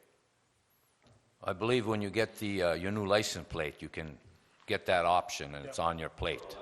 $11, you're right, yeah. Your sticker, your date sticker will have a little P on it. Go ahead. That's, I just wanted to make that announcement because I wasn't aware of it. People went down there and told me that, so. Okay. Lee? I used the compost site today, still the old one, and I didn't say this, but it's been said, the trail to nowhere down there, there's 2 feet high with weeds on it. If I was the person that had donated this rock to the city to do that, I'd guarantee you I'd never donate them anything again, because I knew where the path was and I could hardly find it. Okay, now, I'm going to put you on the spot, Ray. In layman's terms, I understand all this, but I could never explain it. What does this mean to the general public, especially the electric customers of the city of Norway versus the We Energy people with this latest deal? You had 63 pages in your executive memo there. Could you kind of like maybe in 5 minutes explain to the public exactly what it's going to mean? Besides, our rates are pretty good and We Energy is going to go up a chunk. I don't know, how far back, but when the Cloverland mine, or when the mine left We Energies, was a year and a half ago or so, they took an exemption out of the state's choice law for mining, because under the choice of electric provider law in the state, you can have no more than 10% of your total load across your region. So, but when the mine left, they took 70% of the load, the electricity that they were buying from We Energies, and went to a third party, independent. Is that on Presque Isle? Yeah, well, that was, it gets to Presque Isle. Then what happened is We Energies turned around and filed to close Presque Isle because they had all that load gone and they couldn't afford to run Presque Isle, so they filed for closure. And this is hard to put in layman's terms, this is hard to really not get down in the weeds on this too far, but the Federal Energy Regulatory Commission has established regions for managing the power plants and the energy from those power plants, so that that energy is transferred and bought and sold within those regions. Our region is the Midwest region, which includes Michigan, Wisconsin, Minnesota, Iowa, the Dakotas. It even includes Manitoba. And when We Energies filed,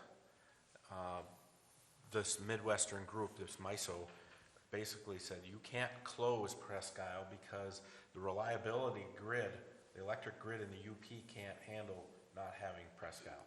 There's not enough transmission to support not having the plant, and it's going to take either a new facility or new transmission in order to close that plant. So what they ended up doing is coming up with a dollar figure. They called it SSR payment, another acronym, which I can't remember exactly what SSR stands for, but it's basically a payment to We Energies to keep the plant open. That amounts to $52 million per year. Okay. In the original agreement or direction to We Energies, they basically said that roughly 48 million, well, that was going to be spread, that 52 million was going to be spread over the whole We Energy customer footprint, which includes Wisconsin. Okay, so when it came down to percentages, the UP roughly was covering about 4 million, and Wisconsin was covering about 48 million. The Public Service Commission in Wisconsin filed a grievance, so to speak, against FERC, and said that that was not fair, that the Wisconsin customers should not be paying for that, that it should be covered by the UP, because it's a UP problem. And that went through the courts, went through FERC, and a judgment came down, which I gave you in your packet, which basically said Wisconsin won their claim. Michigan filed a counterclaim saying that it was fair and had a whole series of arguments for the way that this was set up. The bottom line is that basically, instead of only paying 4 million out of the 52, it's going to be roughly half covered by the UP. And the percentage of increase estimated, at least a few months ago, was that electric rates could go up by 70%. Now, there's two things that you mentioned, Lee, that's going to help the City of Norway and City of Norway electric customers. The first is that roughly 60 to 70% of our energy is produced at the hydro plant, not on the grid. Will not get hit with that 70% increase. Okay, it's only the energy we have to buy off of the grid. The second is that because we're a member of WPPI, we have 51 members in WPPI, and our agreements are set up to load shed, cost shed over a 30-year period under the agreement. So a big spike in that cost doesn't mean that we're not going to see an increase, but we are not going to see a 70% increase because WPPI is going to work with us to shed that out. And so as a co-op, as a member, you know, we're going to all work together on dealing with that extra cost. So that's where I pointed out in the memo that we're in a better position than around us. The problem is that this is a huge economic development issue across the UP, because the UP is going to be a very expensive place to do business outside of Norway or other WPPI members, you know, Gladstone, Norway, Nagani, Lance, Berga, Crystal Falls. You know, outside of that, it's going to be a tremendous impact. And from an economic development standpoint, if you're not from here, if you're not homegrown, you might fly over. You might just not even look at it, because you're going to have to get down to, in fact, we're going to have to look at very targeted marketing, you know, to get our information out. Any estimate on what the percentage that we're gonna have to pick up, Ray? I know it's gonna vary because you said on what we buy, but I mean, is there any? This is any something that idea, or? This is something, George, that just came out last week. I was able to slide it in, get it into the memo. I haven't had a chance to talk to our good folks at WPPI. That's who we have to talk to. How are we gonna handle that, and what are we gonna potentially see? I'm sure they'll come up with an estimate, pretty good estimate on what we do with this. Well, thank you, Ray. You did a good job, and it was worth the 63 pages that you put in there. But I wanna know who read the 63 pages. I'm a speed reader. Marge. Margie, yeah.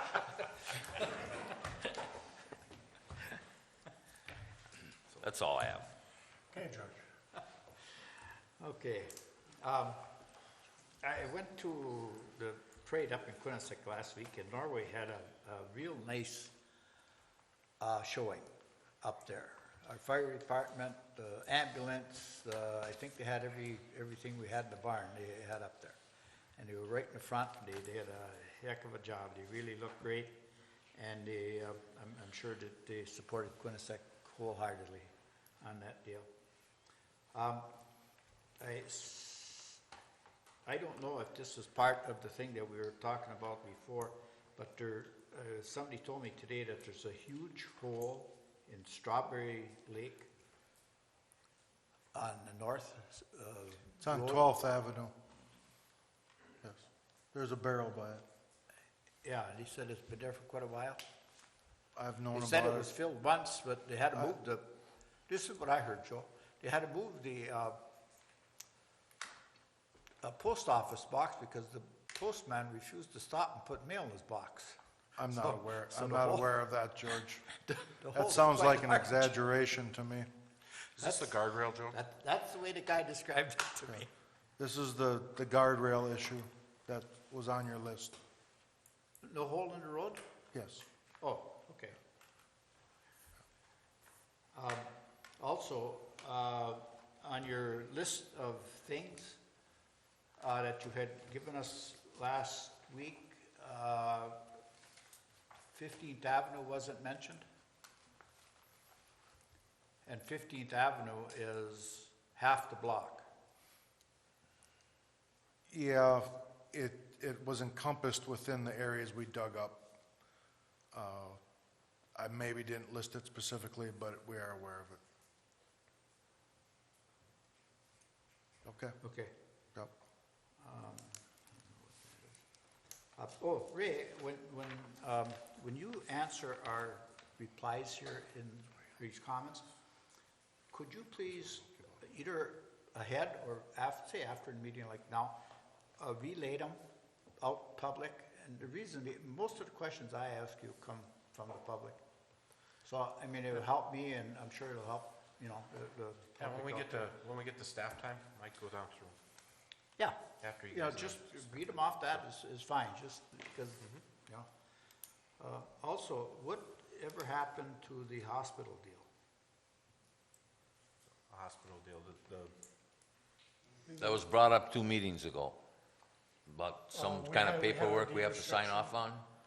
And we all Well, said we're waiting for more information. Yeah, I haven't, nobody's gotten back to me yet. The hospital has put a 30-day hold on it, I understand. Okay, I haven't been, What was that, Dr.? I thought the hospital put a 30-day hold on it. Okay. Oh, okay. And then the final comment here. Joe, previously I had asked you of the things that we hadn't done, finished last winter.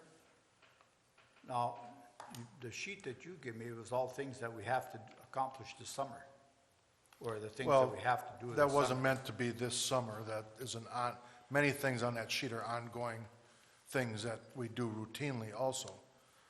Hydrant flushing, sewer flushing, things like that.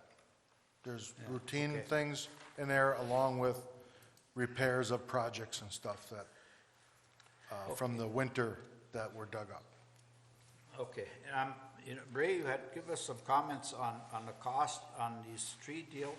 This thing irritates me, something unreal. You had put in here, it cost the city $400 in fuel. I asked you at the last meeting if I could get a cost figure on this thing, and I would certainly like to, because I know that it took part of 3 weeks to haul these stumps or trees in here. I know for a fact that if we, with some looking at these situations and putting some thought in, we could have done a heck of a lot better than what we did. my point in the comment was that when we look at contracting, any activity, and compare it against costs of our own, using our own people, the contracting cost is going to be extra, it's extra dollars, because that's not money that we're spending. You know, we have to budget for that and spend that out. Our own labor is covered. It also has to be evaluated on whether or not we have more important activities or higher priority activities, and we still want to get the work done, where we transfer that labor to somewhere, to other job.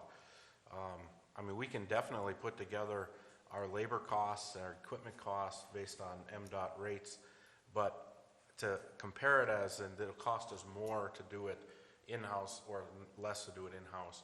I guess my point I was trying to make is that it's still a cash outlay, and so, I mean, if it's the directive or the intent to have these guys doing something else, then you're absolutely right. I think that's something that we You know, should look at. I know where you're coming from, Ray, and I'm not out headhunting here. My point is, Joe handed out a list last week, 2 weeks ago, a mile long of things that we got accomplished at the summer. We, you know, I don't know about you people, but I sure have heard a lot of comments on, no, we haven't even touched the streets yet. I mean, here it's August already, and we haven't even started our street repair. You know, we spent 3 weeks, approximately 3 weeks, how many man-hours where we could have had these guys doing something a heck of a lot more productive out there? I mean, to see 2 machines running back and forth around the streets carrying 2 logs back to the plant, back out, get 2 more logs, back to the plant. I mean, every time I seen that tractor go by, I got sicker and sicker and sicker. I mean, it was just a shame. Kind of a time estimate, how long did it take our guys to do it? We'd have to pull the payroll records and see what they logged in. They didn't do it continuously 8 hours a day for X amount of days. It was fill in. We had a couple hours, run out and do that, and then, you know, around. So the only way I'll know is to pull records and see what's written down, because I didn't keep track of everything personally. Anything else, George? No, I guess that's it. I don't have anything. Joe? Yeah, I think it's How's important. the hydro coming, by the way, Joe? What's that? How's the hydro, the gates and stuff? Are they working on them, or? Yeah, their TCR started putting in scaffolding today. And last week, the divers from Brennan came in and they dove at the site, and they figured out how they were going to put in the cofferdam. That went well. Excuse me, Joe, do you know what day they're gonna put the cofferdam in? I'd kinda like to Well, get down there the and start watch date that. is September 1st. Oh, Is okay. when they were going to start. Oh, Now, that's Labor Day. how, yeah, it'll be right after that.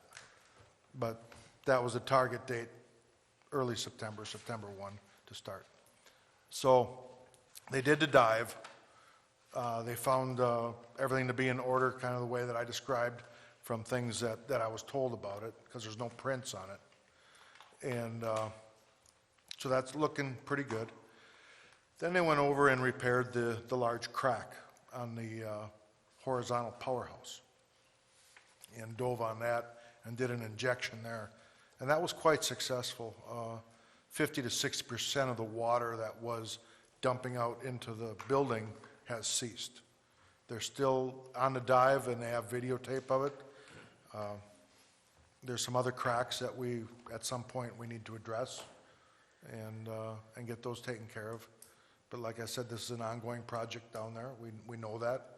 It's 110 years old and it needs some attention. So during the budget processes, we'll just budget for these things and identify them and work with these people to get this stuff done in a timely fashion. I didn't mean to interrupt. Yeah, no, that's fine. I was leading into that anyway, but we'll get that first. So that went real well. About 6 years ago, Dave Krause was here and was explaining to everyone about the hydro, the reliability of the hydro, and the issues when we have an operation on the system and the hydro goes offline and the demand charges increase. And several years back, it was an issue. We had quite a few lightning storms and we lost the hydro several months in a row, and cost a lot of money to, for the electric utility. So we decided to put in a automated isolation system on our distribution system that ties the hydro with the main substation. And this is, I'm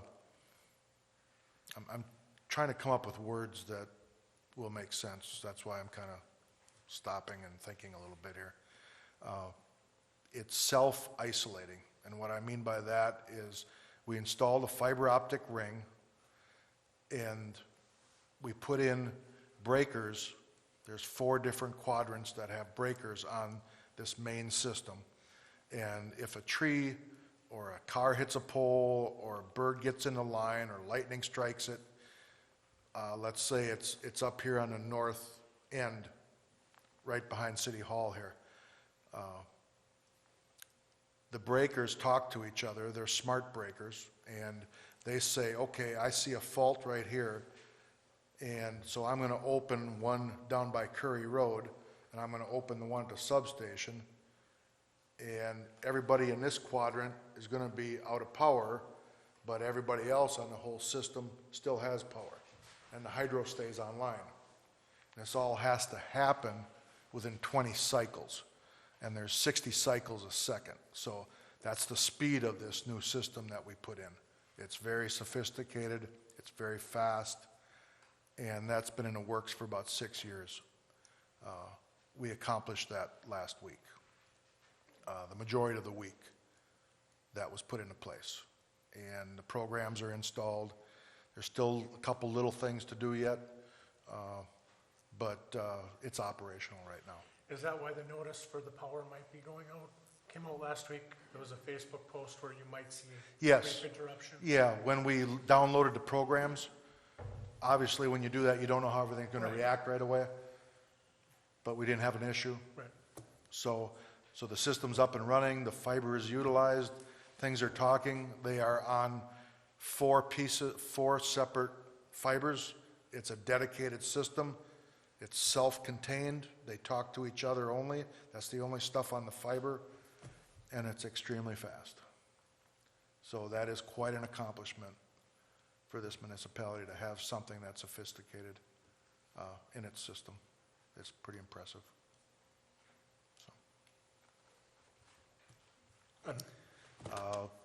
Looking at generation at the hydro, last month I was looking at, the month of July. We haven't received the bill yet, but I was looking at the energy that we consumed on our system compared to what we generated. And even in a month where typically we're down 65 to 75% of the kilowatt hours consumed in the system were generated at the hydro. We're still generating really strong, and that's mostly due to the increases in efficiency that we've done at that plant. So we're doing very well. It's staying online, it's running, it's not dropping off, and it's working. The payback is definitely happening. I saw up out of Marquette, there was going to be some, I think it was We Energy's going to do some reservoir drawdowns for repairs. Yeah, we're getting a little more water. It started today. So we're getting a little more water because they're doing a drawdown to do some repairs.